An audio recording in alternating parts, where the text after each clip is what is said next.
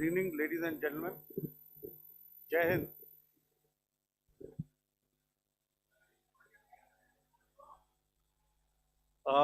Welcome to this special press conference on Operation Sindoor. We will begin with opening statements by the three senior officers to my right here, who have been directly overseeing operations during Operation Sindoor. We have Lieutenant General Rajiv Ghai, Director General Military Operations, who will cover the aspects related to land domain. Air Marshal A.K. Bharti, to his right, Director General Air Operations, will provide insights on the air domain. And to my right is Vice Admiral A.N. Pramod, Director General Naval Operations, who will cover aspects on maritime domain. Following their briefings, we will move on to the question answer session. I now request the DGMO to commence the opening brief. Thank you, Sandeep. A very good evening to all of you, ladies and gentlemen. You are all by now familiar with the brutality and the dastardly manner in which 26 innocent lives were prematurely terminated at Pahalgam on the 22nd of April. When you combine those horrific scenes and the pain of the families that the nation witnessed with numerous other recent terrorist strikes on our armed forces and defenseless civilians, we knew that the time had arrived to make yet another compelling statement of our resolve as a nation.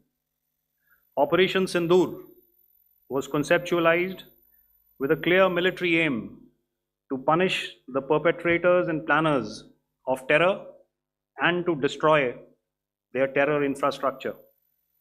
What I do not state here, of course, is the often stated determination of India and its intolerance to terror.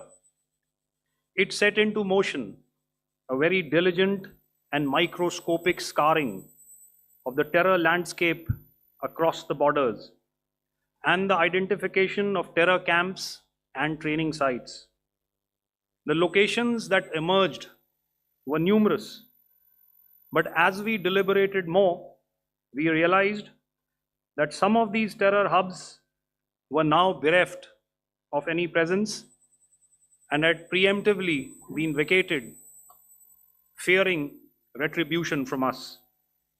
There was also a term of reference and our own binding, self-imposed restriction to target only terrorists and thus prevent collateral damage. There were 9 camps that you are now all familiar with, which were confirmed by our various intelligence agencies to be inhabited.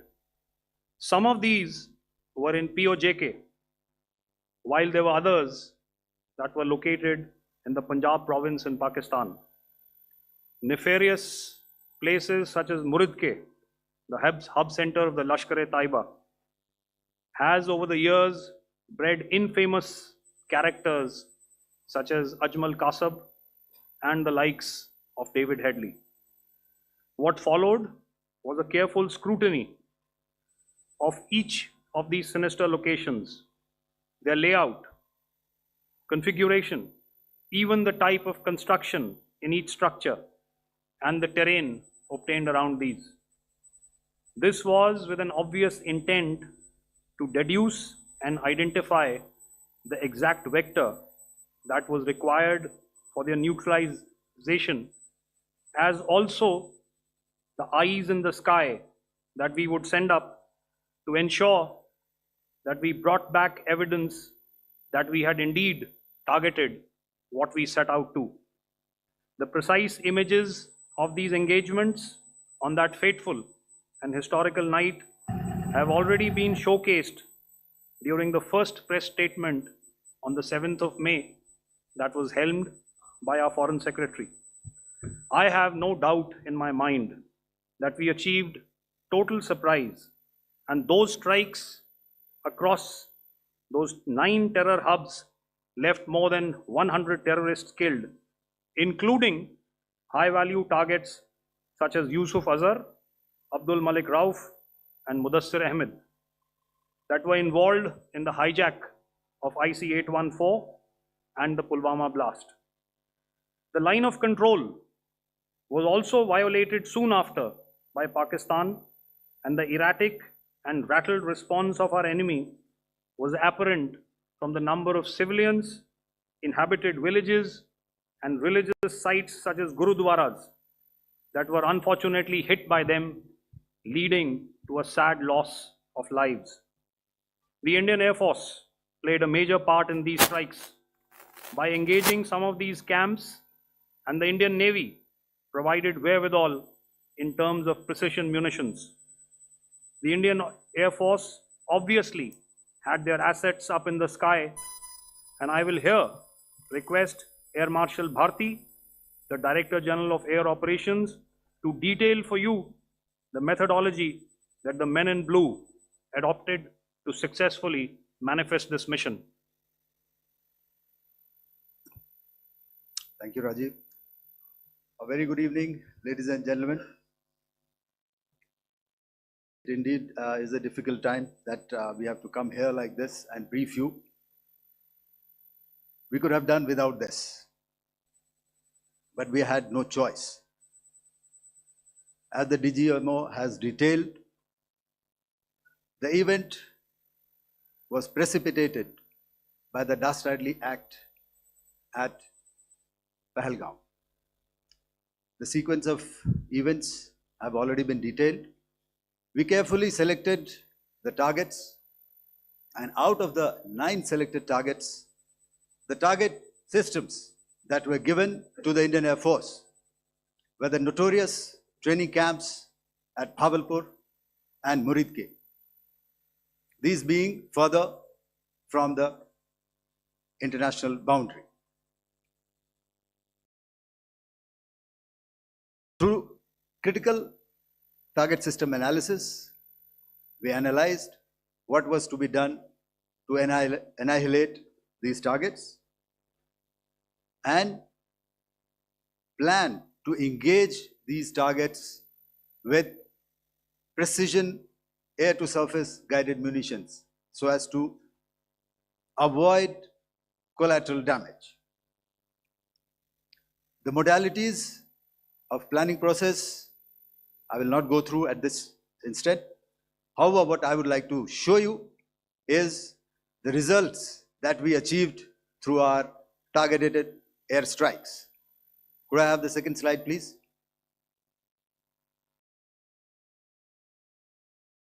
Yeah, change, please.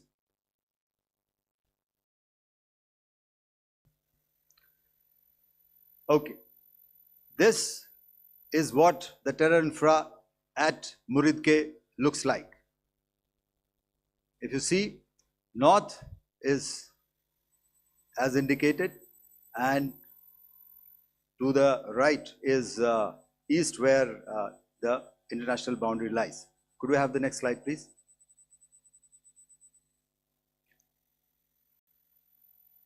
Orientating. Just go back to one slide. Okay. Please have a look at this red building, the series of buildings out here, and this empty ground. Next. If you relate, the empty ground is here, and you see this is the first weapon that is impacting. This is the impact point number 1 on Muridke training camp with our precision guided weapon on early morning 7. Next, please. Keep your eyes glued for the second weapon coming in and the second impact on the selected target point. Next slide, please.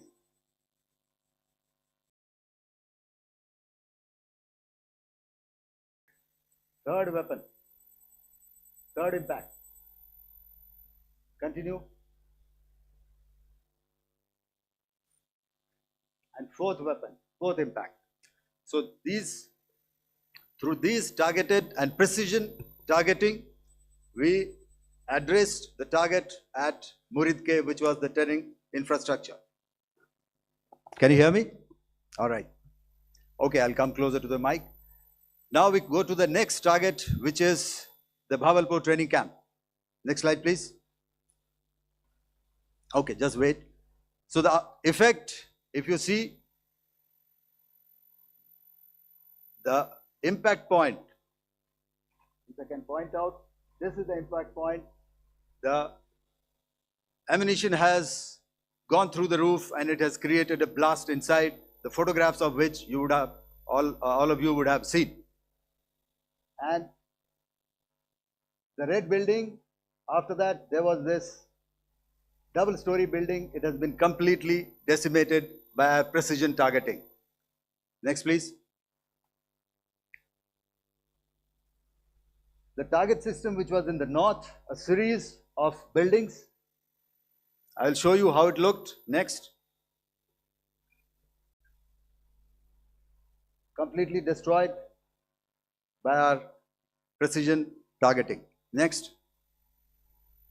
Now coming to Bhavalpur, this is the target complex that we are dealing with, a fairly large target complex. So we had to carefully choose the points that we needed to address, which were high value and which would meet our stated objectives of eliminating the terrorists. I would like to draw your attention to this red canopy, and in relation to that, I would cover the targets. One target system is a series of buildings here, other one here, and other one out here. Next slide, please. This is how it looked before, and this is how the building looked after the impact of the weapon. And orientation in relation to this red canopy, you can see here. Next, please. Before, next, and after. The roofs have completely collapsed. Next. This is the target system. Next. Precision targeting, and we have achieved our objectives here. Next. All right. So that was what we did on the 7th. Our objective was to address these two terrorist camps, and that we did with precision. And thereafter, we maintained a robust air defense posture, because remember, our objective was to target the terrorist and terrorist infrastructure, not any other infrastructure, not the Pakistani military, not the Pakistani any other infrastructure. So that is what we have maintained on the 7th of May. However, what we saw in the evening of 7th of May, we were saturated with a raid of Pakistani unmanned aerial vehicles and small drones. And these came in waves in our civilian areas, over our military installations, and all of them were successfully intercepted. Few of them did manage to land. However, there was not much damage that they did. And we have our robust counter-US hard kill and soft kill systems which did the job. However, the difference here was that we had targeted the terrorists. The adversary now has targeted our civilians and the military infrastructure. So it had to be responded to. So in a quick and calibrated response, that very night, we struck their radar installations at Lahore and close to Gujranwala, the LYT installation, to indicate to him that we are ready, yet we do not want to escalate. Our fight was with the terrorists and not with the Pakistani military establishment. Thank you.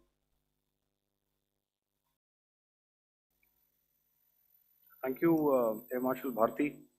So, ladies and gentlemen, he's outlined operations not only on the night of 6th and 7th of May, when Operation Sindoor commenced, but also on the subsequent night. Being well aware and familiar with the congenital and impulsive nature of our adversary. And even though we did attempt to reach out and communicate our compulsions to strike at the heart of terror to my counterpart in the immediate wake of Operation Sindoor, the request was brusquely turned down, with an intimation that a severe response was inevitable and in the offing. We were, of course, prepared. Operations on the 7th and the 8th, Air Marshal Bharti spoken about. On the night of 8th and 9th of May, they flew drones and aircrafts into our airspace all across the borders and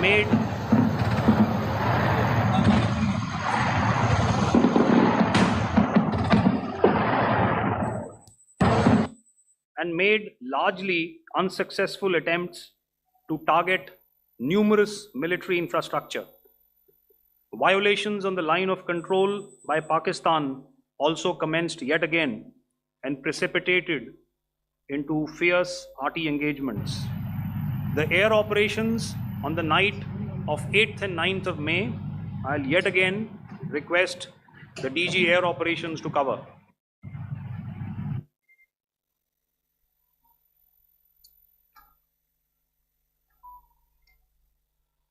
So I just covered what happened on the night of 7th and 8th.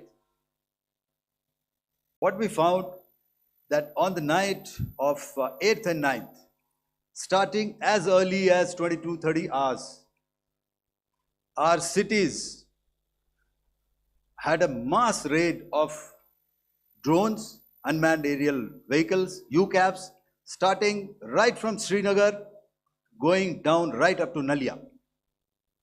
It was a mass raid in waves and it was relentless. However, we were prepared and our air defense preparedness ensured that there is no damage on ground or to any of the intended targets that the enemy might have planned for. The difference between 7th night and 8th night was that on 7th night, he sent in his Yeha class of UAVs. However, these UAVs can go some distance, they are armed.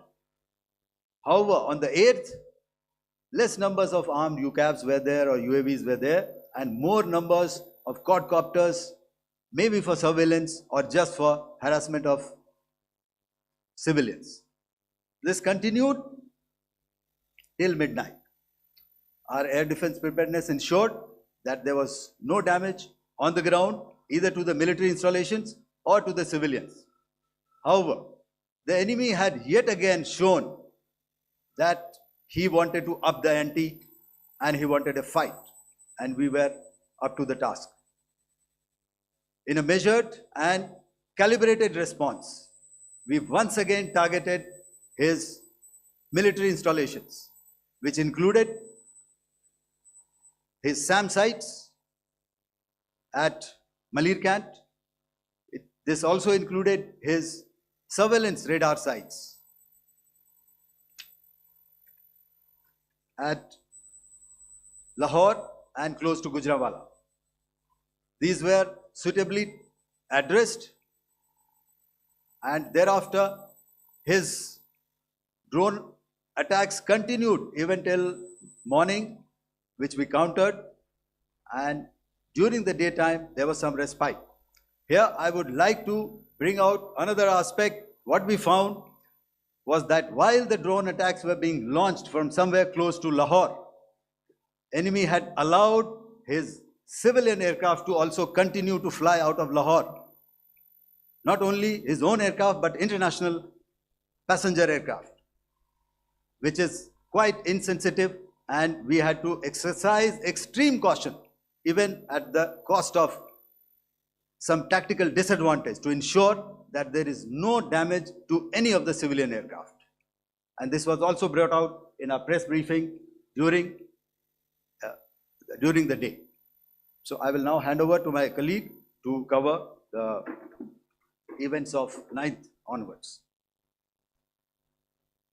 On land, we also undertook certain measures such as deployment of air defense and electronic warfare assets to establish an integrated grid with the Indian Air Force, and I have seen and heard some of you wax eloquent about the benefits of such an architecture when it comes to negating and combating air intrusions. We also carried out deployment to include movement of our forces in the land, sea, and air domains. The night of the 9th and the 10th of May saw similar intrusions by drones and aircrafts, and this time there was a concerted effort to target airfields and some very, very important logistic installations, albeit yet again unsuccessful and denied gallantly and efficiently, I must say, by the integrated Indian Air Force and Indian Army Air Defense. We further strengthened our deployment and also initiated some pressure points to send a very clear and unambiguous message to the other side to desist from any misadventures on land. Some of the airfields and dumps saw repeated attacks in waves from the air. All were thwarted.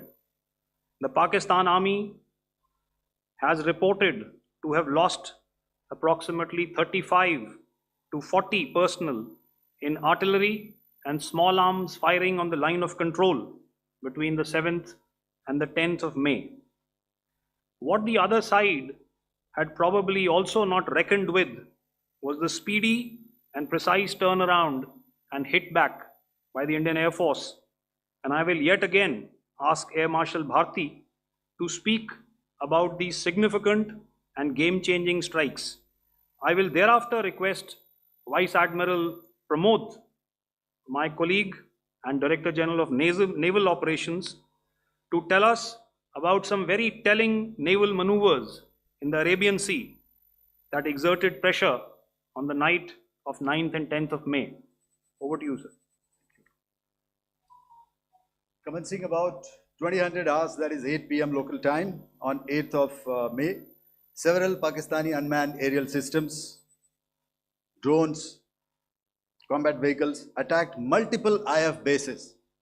These included Jammu, Udhampur, Pathankot, Amritsar, Bhatinda, Nal, Dalhousie, Thois, Jaisalmer, Uttarlai, Falodi, Nalia.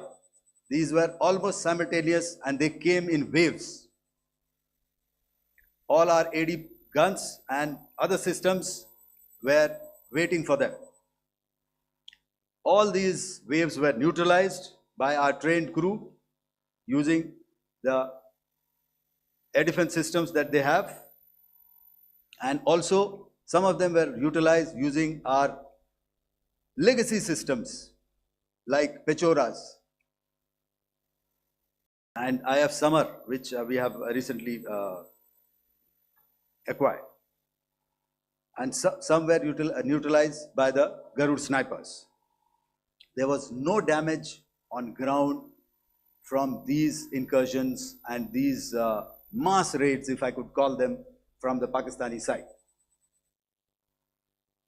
However, following these relentless attacks on our air bases, on our forward positions, and on our civilian targets, this was time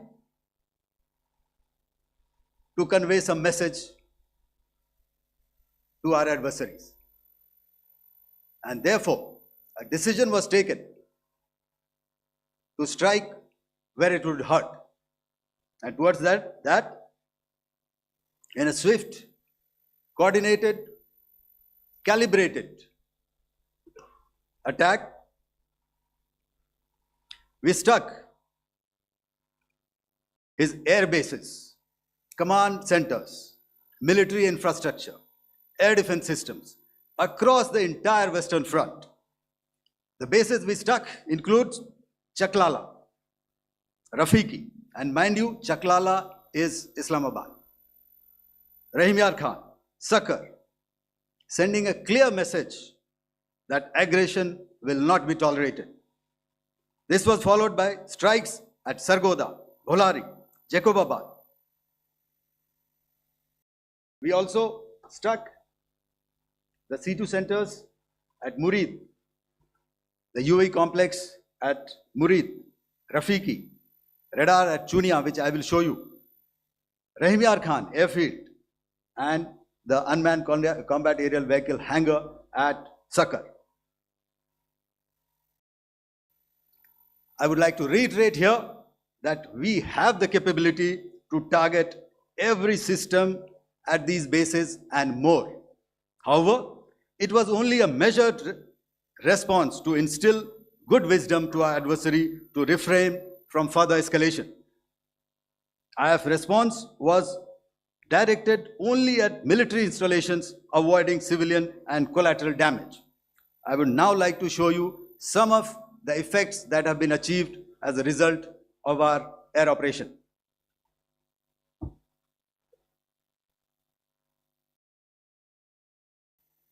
Here is the Pasroor air defense system. If you could see, zoomed up view. This is the radar mounted on a high tower.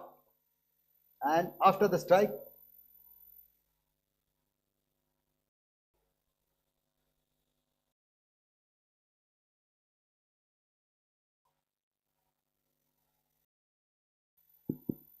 thank you. Can you hear me? Yeah, thank you. And after the strike, this is what has happened. This radar has been taken out, completely burnt. Next slide, please. The Chunia air defense radar, which was taken out on 7th and 8th. This is the radar site.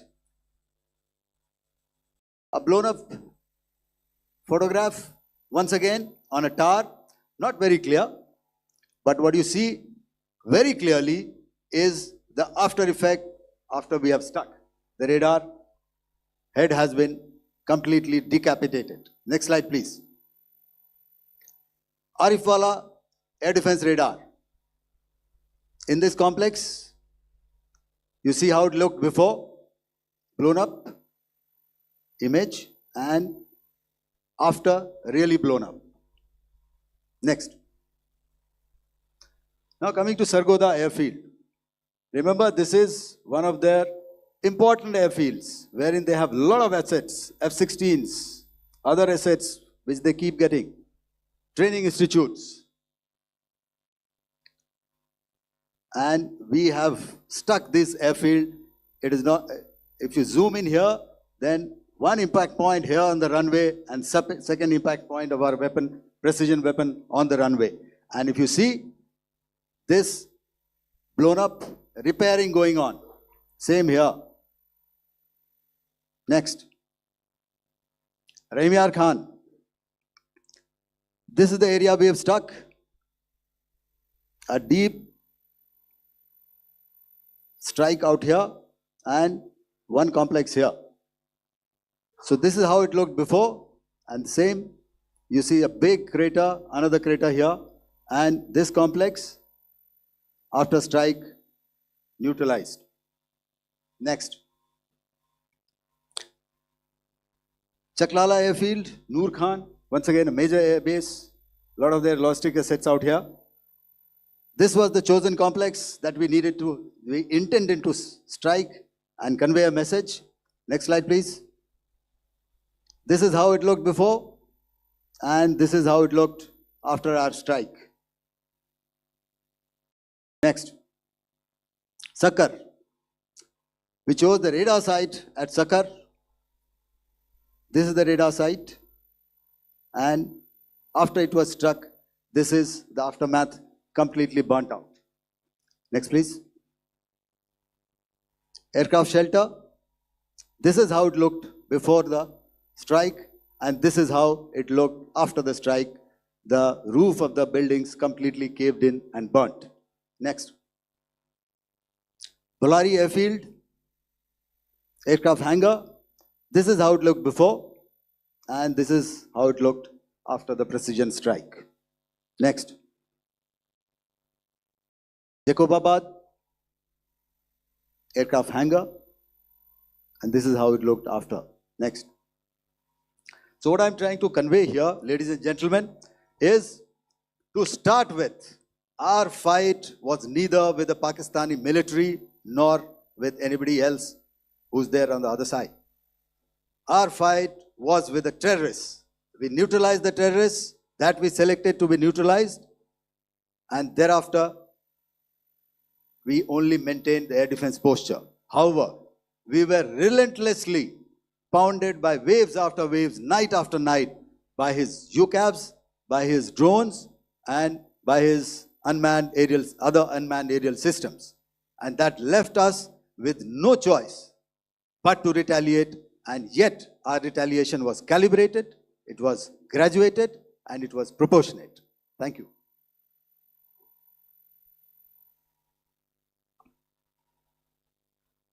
Good evening, ladies and gentlemen. In the aftermath of the cowardly attacks on innocent tourists at Pahalgam in Jammu and Kashmir by Pakistani-sponsored terrorists on 22nd April, the Indian Navy's Carrier Battle Group, surface forces, submarines, and aviation assets were immediately deployed at sea with full combat readiness in concert with the joint operation plan of the Indian Defence Forces. You may be aware that we tested and refined tactics and procedures at sea during multiple weapon firings in the Arabian Sea within 96 hours of the terrorist attack.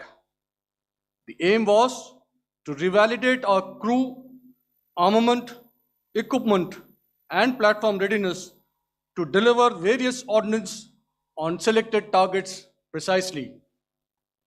Thereafter, our forces remained forward deployed in the Northern Arabian Sea in a dissuasive and deterrent posture with full readiness and capacity to strike select targets at sea and on land, including Karachi at time of our choosing. The forward deployment of the Indian Navy compelled Pakistani naval and air units to be in a defensive posture, mostly inside harbors or very close to the coast, which we monitored continuously. The Indian Navy maintained seamless maritime domain awareness throughout the duration and was entirely aware of the location and movement of Pakistani units.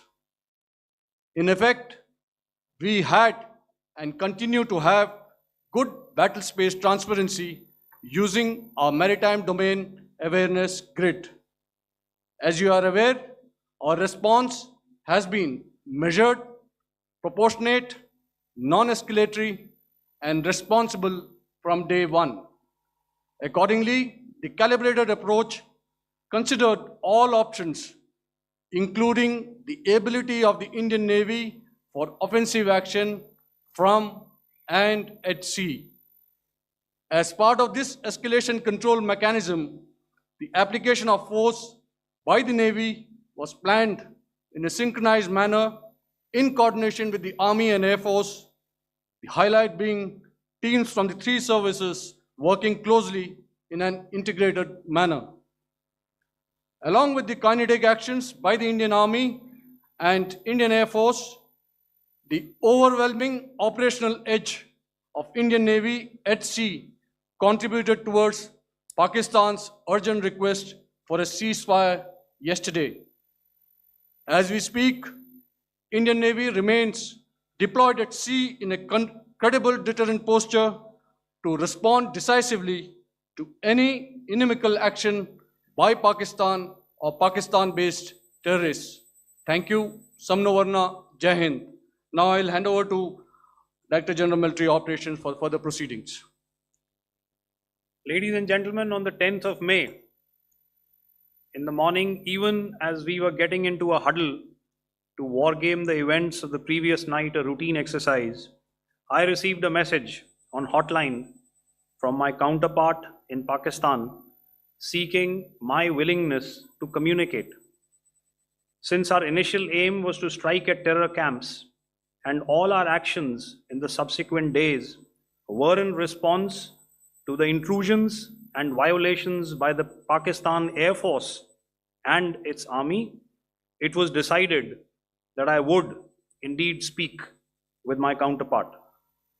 You are already aware I've seen it being covered on national television, that my communication with the Pak DGMO was conducted at 15:35 hours yesterday and resulted in cessation of cross-border firing and air intrusions by either side with effect from 1700 hours 10th of May, after he proposed that we cease hostilities. We also decided to further speak on the 12th of May, that's tomorrow, at 1200 hours, to discuss the modalities that would enable the longevity of this understanding. However, disappointingly, and must I add,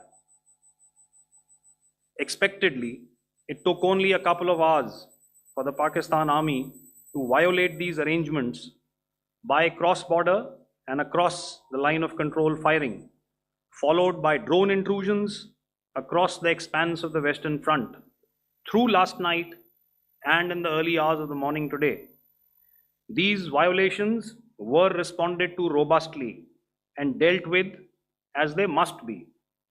We have earlier today sent another hotline message to my counterpart highlighting these violations of the understanding between the DGMOs on the 10th of May, and our firm and clear intent to respond to these fiercely and punitively, if repeated tonight, subsequently, or later. In this regard, I must inform all of you that the Chief of Army Staff has earlier today conducted a security review and has granted full authority to our Army commanders for counter actions in the kinetic domain in case of any violation by Pakistan. In the end, I pay my solemn homage to my 5 fallen colleagues and brothers from the armed forces and civilians who have tragically lost their lives in Operation Sindoor. Our hearts go out to the bereaved families, and we express our solidarity to them in this lifetime and beyond, at this grave juncture in their lives. Their sacrifices shall always be remembered and spoken of in glowing terms by a grateful nation. We have thus far, ladies and gentlemen, exercised, and my colleague Pramod highlighted this, immense restraint, and our actions have been focused, measured, and non-escalatory. However, any threat to the sovereignty, territorial integrity, and safety of our citizens will be met with decisive force. Jai Hind. Okay, ladies and gentlemen, we are now open for questions. All right, now since I would not know all of you, I would expect you to please raise the placard or your hand, and once I indicate, I expect you to please give out your name and the media group that you belong to. Keep your questions short so that we can take as many questions as possible. Also, ladies and gentlemen, kindly bear in mind that confidential aspects may not be answered by the 3 DGMOs. Right. I've got a lot of hands there. Let me start from the left. Left foot always in front when we start marching. So here we have to the left, okay. Yeah, 238.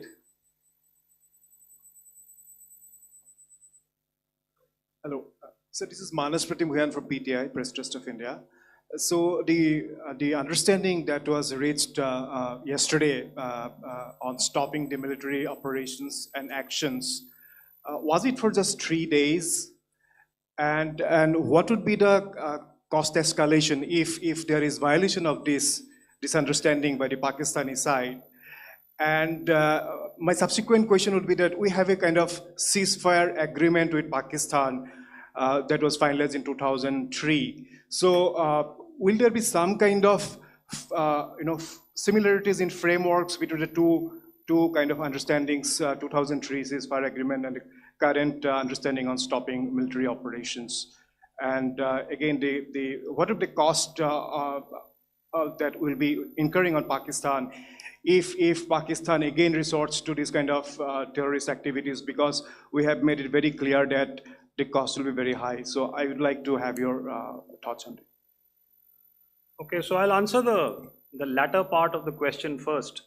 I also want to add that while the initial ceasefire agreement, as you correctly pointed out, is of the 2003 vintage, but I must remind you that in 2021, in the month of February, and this was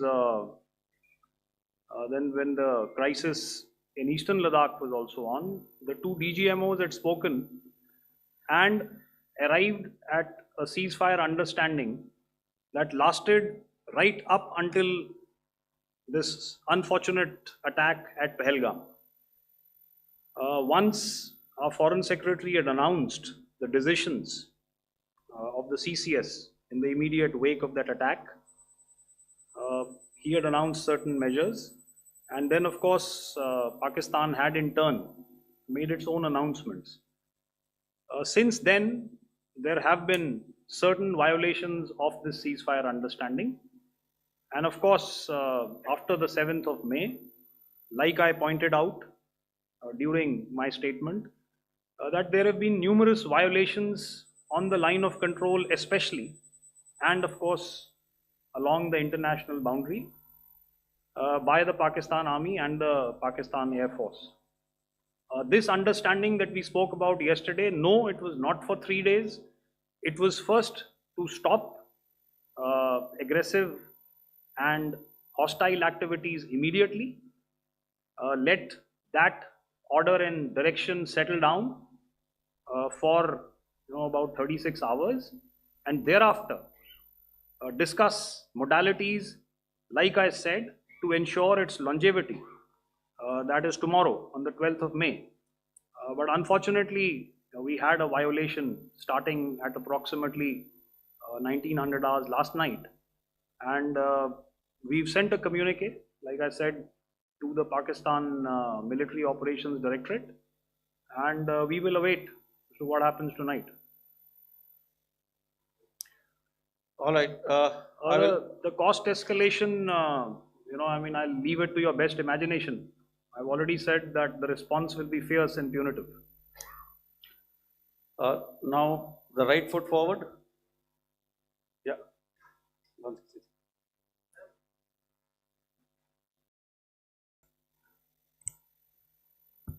Sir, I'm Ajit Dubey from ANI, sir.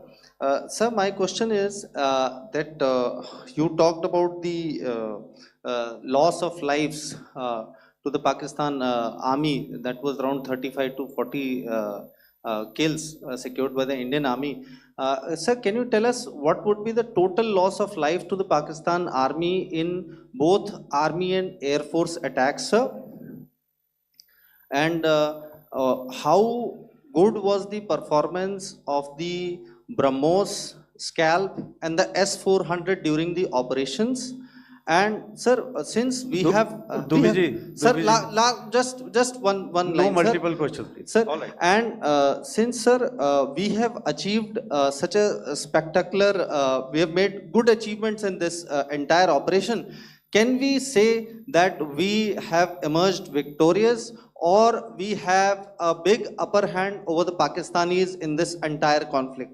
Thank you very much, sir. So I'll answer the question about the loss of lives on the other side. Of course, there are various means to ascertain that number. There is information from various agencies that come in. There are, of course, on the line of control, other ways to find out as to what has been the effect of what you are doing there in ceasefire violations.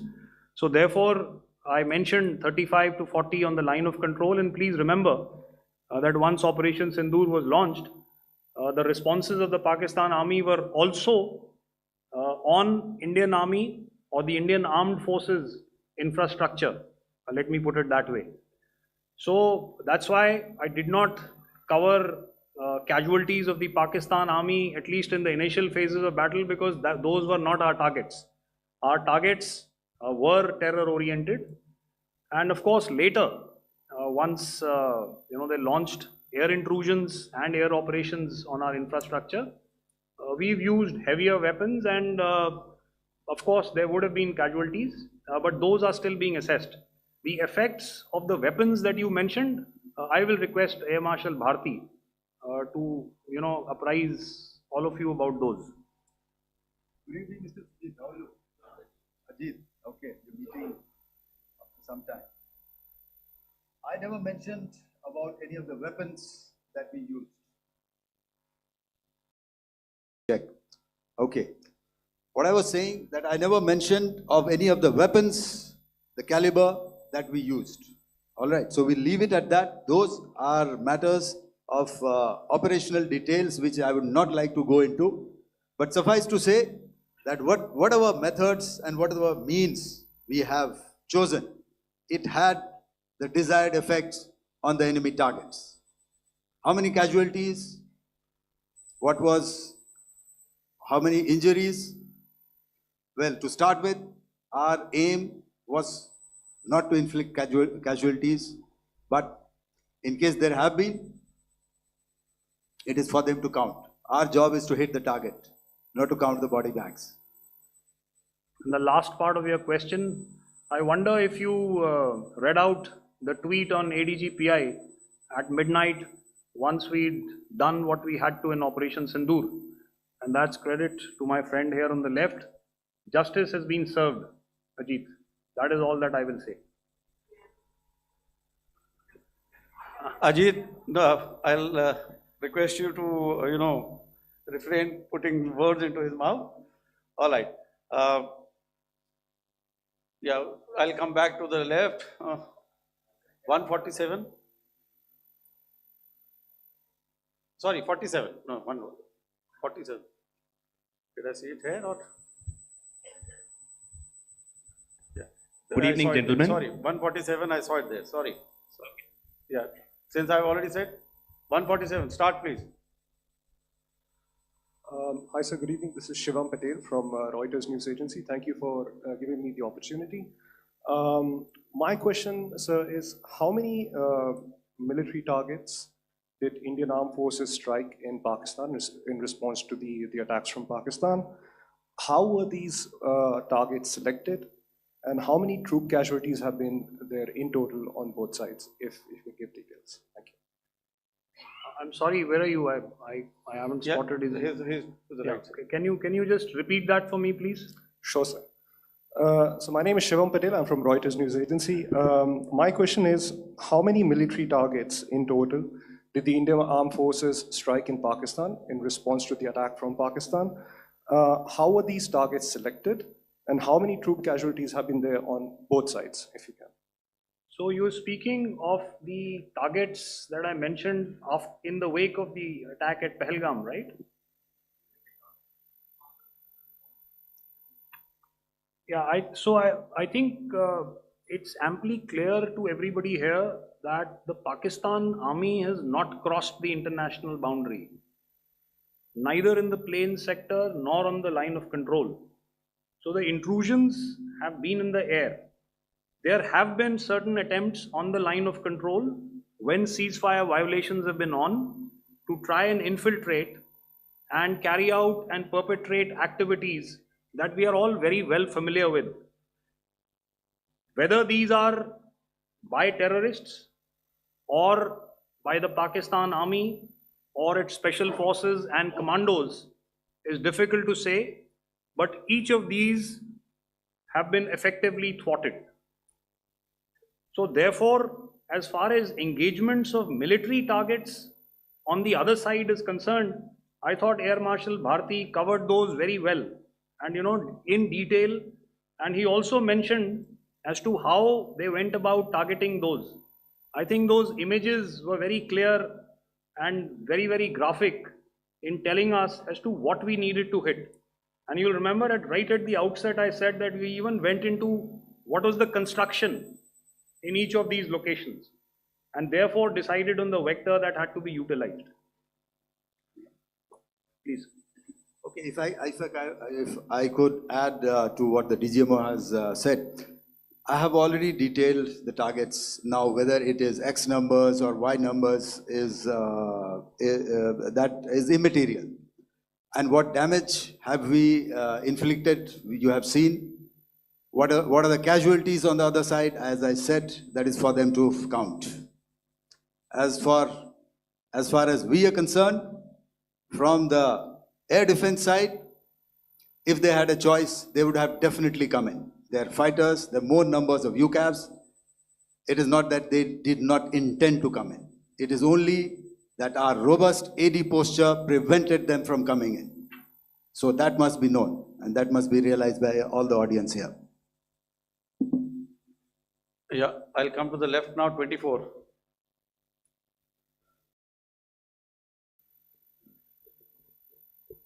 Good evening, sir. This is Anuvesh Rath from Z.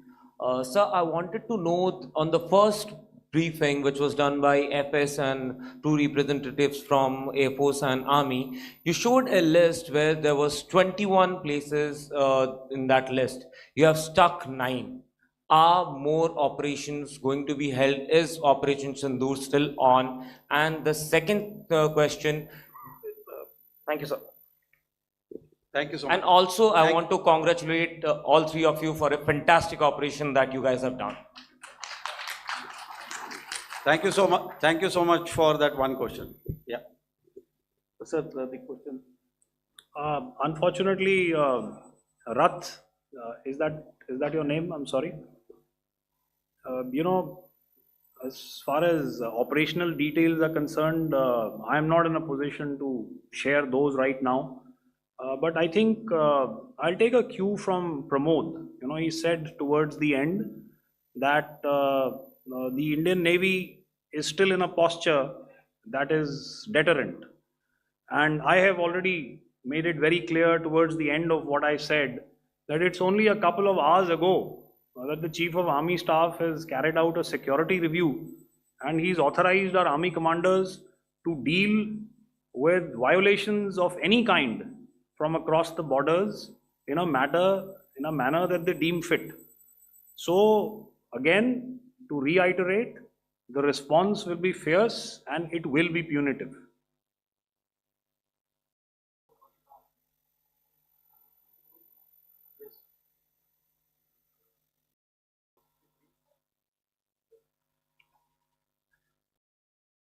I'll go back this side now.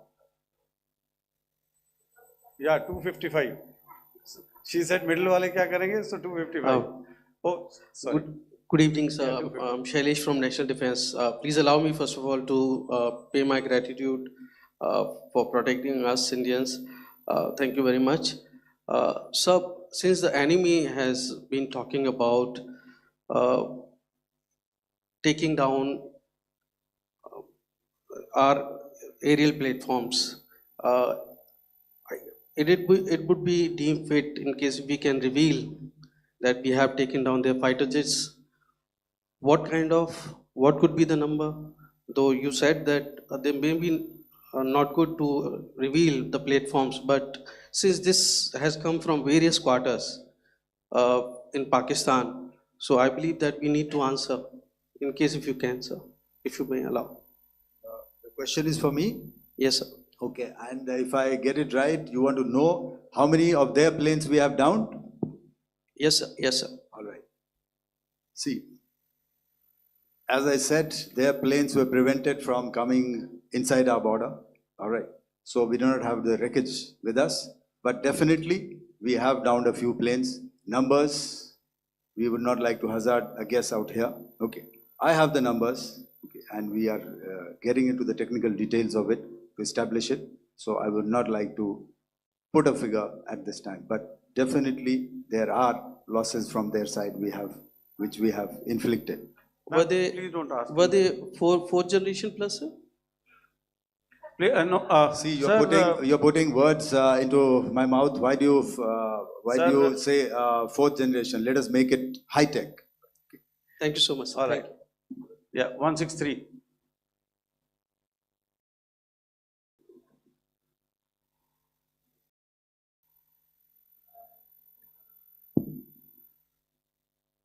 Sir मैं मंजीत नेगी हूँ आज तक से। मेरा सवाल ये है कि इस पूरे ऑपरेशन में जो आतंकी ठिकानों को निशाना बनाया गया, क्या नंबर्स कुछ बता सकते हैं कितने आतंकी मारे गए? कुछ नाम सरकार मतलब कुछ नाम मीडिया में आए भी हैं जो बड़े उसके मास्टरमाइंड थे।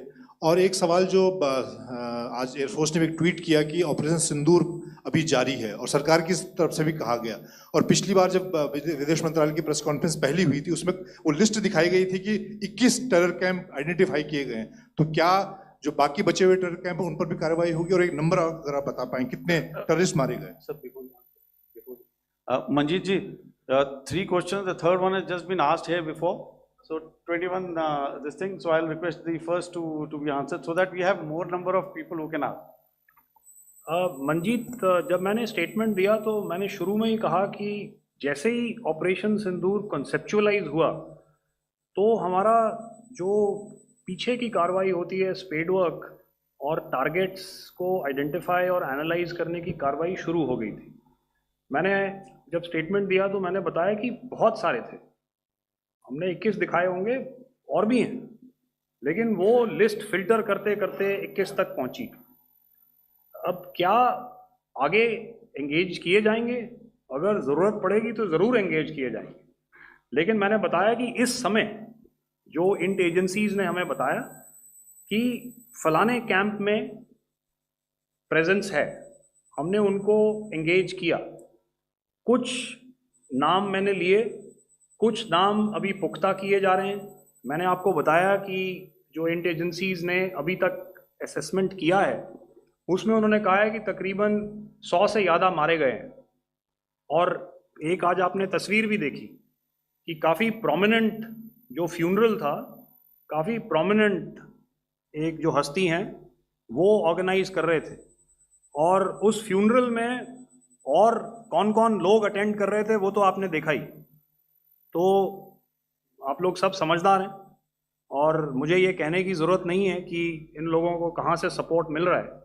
अगर नहीं मिल रहा होता तो ऑपरेशन सिंदूर नहीं होता, तो उसी की वजह से है ये ऑपरेशन। तो मेरे ख्याल से मैंने आपके सारे सवालों का जवाब दे दिया। Ma'am. Sir, next is from 17. Sir, मेरा नाम अंजू निर्वाण है, TV9 भारतवर्ष से। सर, मेरा सवाल ये है कि ऑपरेशन सिंदूर में हमारी जो इंडियन नेवी है उसके बारे में सर थोड़ा सा बताएं कि किस तरह की उसकी भूमिका रही, क्योंकि हमने इस दौरान सर देखा कि बहुत सारी स्पेकुलेशन भी रही और ये बोला गया कि कराची तक हमारी नेवी ने ऑपरेशन किया है। तो सर इस पे थोड़ी सी क्लैरिटी चाहिए। और सर हमने कौन कौन से फाइटर एयरक्राफ्ट डाउन किए हैं, अगर उसका भी थोड़ा सा क्लैरिटी मिल जाए तो अच्छा रहेगा। तो मैं आपका पहले सवाल का जवाब दूंगा। I will make few sentences and leave it for your imagination. First of all, as I mentioned, we have quantitative and qualitative edge to deliver a massive blow to our adversary, and we completely dominate in the maritime front.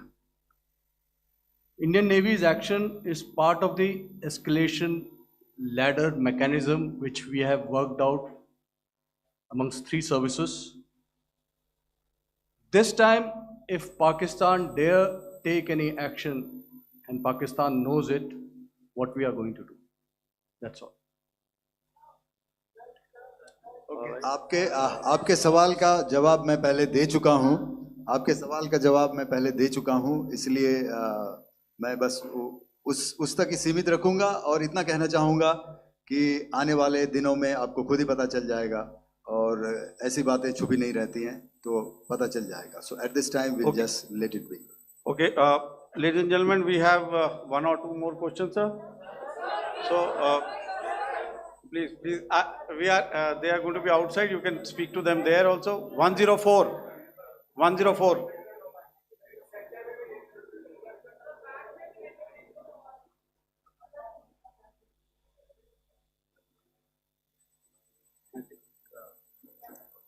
Yeah, ask. Sir, Dinakar with the Hindu newspaper. Are you surprised that you got this question? No, sir. Just look. Sir, can you give a number of assets we lost, because there's been a lot of speculation going on, international media writing a lot of things about our platforms, including Rafales. I mean, Pakistan claiming that Rafale has been downed, etc. Can you put that question to rest and clarify on that? I guess that question is for me.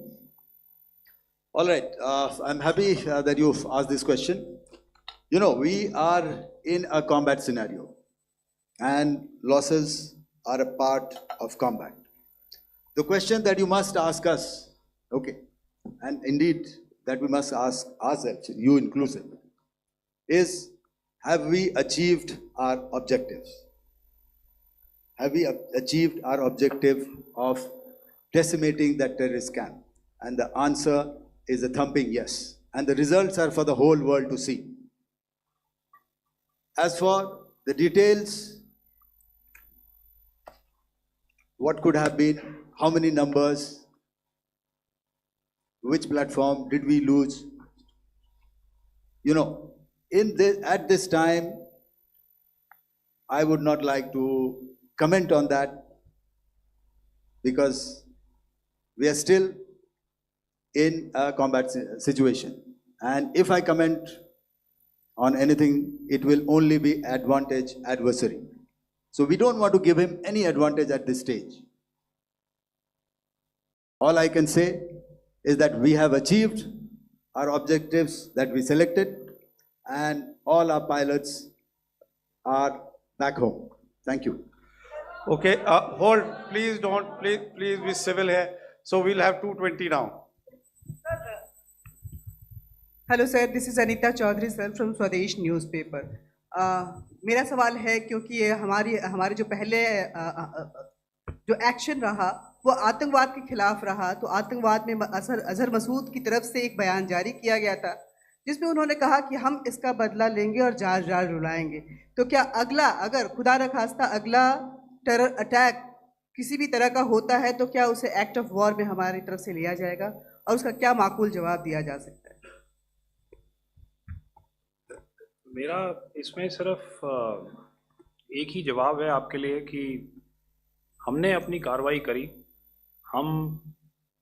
हमने उसके बाद मैंने अपने statement में भी बताया कि ये कम्युनिकेट करने की कोशिश करी कि हमने इस तरीके से ये जो स्ट्राइक्स हैं वो क्यों की। लेकिन जो हमारा एडवर्सरी है उसने जैसे मुनासिब समझा वो कार्रवाई करी। तो आपने देखा कि ये जो एक्टिविटीज़ चल रही हैं 3-4 दिन से, ये कोई वॉर से कम नहीं है। नॉर्मल सर्कमस्टांसेस में एक दूसरे देश की एयरफोर्सेस हवा में नहीं उड़ती हैं और एक दूसरे के ऊपर स्ट्राइक्स नहीं करती हैं। हर रात इंट्रूजन्स नहीं होते हैं। लाइन ऑफ कंट्रोल पर सीज फायर वायोलेशंस, आपके एक साथी ने सवाल पूछा था शुरू में, एक सीज फायर अंडरस्टैंडिंग था, वो भी जा चुका है। उस सीज फायर अंडरस्टैंडिंग के जाते जो फायरिंग हो रही है लाइन ऑफ कंट्रोल में, उसमें घुसपैठ की कोशिश हो रही है। आमतौर पर ये घुसपैठ लाइन ऑफ कंट्रोल में टेररिस्ट करते हैं, लेकिन हमें इंफॉर्मेशन है कि हो सकता है ये पाकिस्तान आर्मी की टोलियां भी हों जो हमारे पोस्ट के ऊपर खामी पहुंचाने की कोशिश कर रही हैं। तो ये सारी एक्टिविटीज़ तो वॉर में शामिल हैं। तो ये कहना मुश्किल है कि आगे क्या होगा, वो स्पेक्यूलेटिव जोन में आ जाता है और मैं स्पेक्यूलेट नहीं करना चाहता। हर एक सिचुएशन अलग होती है और उससे एक तरीके से डील किया जाता है। सर मैं एक सवाल इसका मैं जवाब देना चाहता हूँ, एक minute.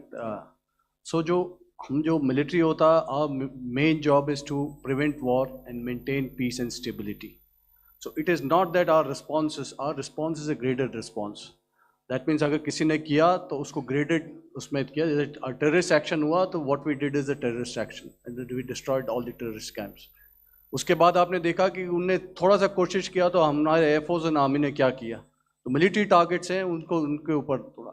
So our aim is to maintain peace and tell our adversary that you do this and the response will be bloody. Okay, now as per the, please, we'll have 166 and 25 and after that no more please. Sir, this side. Ladies and gentlemen, please Sir. maintain, Sir, I'll this request side, you to sir. please be quiet. Jal Ghai? No. This side, sir. We have only two Sir, questions left, 166. Yeah, please start. So I'm Rahul Singh from Hindustan Times, sir. So, so you were totally on top of the game in the kind of losses you've inflicted on the enemy. I mean, we saw the slides and everything. So it kind of comes across that you were batting it 99 and you decided to declare your innings. What are your thoughts on that, sir? And do you think, are you weighing the option of the Pakistan army using this time, buying this time of the so-called ceasefire, or the understanding, and you talked about how they could not be trusted. So buying time to kind of build up their war reserves, getting stuff from their friends like Turkey or China, are we considering that possibility, sir? Look, see, the call came from the Pakistani side to speak about cessation of hostilities. What pauses mean during such conflicts is known to everybody. You know, I don't want to go into the pros and cons of how preparation for war is made. You know, that is a process in itself. But I think my senior colleague here, the DG Air Operations, spoke, or he alluded at least, you know, to what this operation was precisely and specifically meant for. And I think that's something that we achieved, you know, right at the outset. Had we had the option not to go further, we probably wouldn't have. But we've been compelled to be in this situation. And as you've seen, the armed forces of India, and you know, you've got the three Director Generals sitting here, we are always prepared to face any eventuality. And like I said, that's for the sovereignty, the territorial integrity, and the safety of our citizens. So whatever has to be done will be done. You know, I'm not so concerned about what Pakistan will do in this time. I'm only concerned about what we will do. We have a roadmap and a plan, and we will follow it diligently, and we will follow it to the T. You know, that's the contention that I want to make here today. Ma'am, please. Okay, the last question, and ma'am, 25, she has been she's been asking since the first one. Sir, I'm Nandita. Sir, she's not asking a question. Sir, I'm Nandita Dagar, DAGAR from DD News and DD India. Sir, I wanted to ask you that my question is to General Ghai. Sir, you spoke to your counterpart yesterday and the Pakistani counterpart. Sir, what is the Indian Army's assessment that despite that agreement, that talk that you had, despite that agreement coming into effect at 1700 hours yesterday, why did they violate it? And number two, yesterday at the joint Defense Ministry and Foreign Ministry briefing, Wing Commander Vyomika Singh and Colonel Sophia Qureshi had told us that we have cited the Pakistani troops amassing at the borders and at the LOC. Sir, has that situation changed? Have they withdrawn? And sir, if in case, despite now there is a lull, of course, but if tonight again, if the enemy again carries out shelling and aerial intrusions through drones, what is going to be our response, sir? Thank you. So without outlining the specifics of that response, I've already made it clear that there will be a response and it will be fierce and it will be punitive.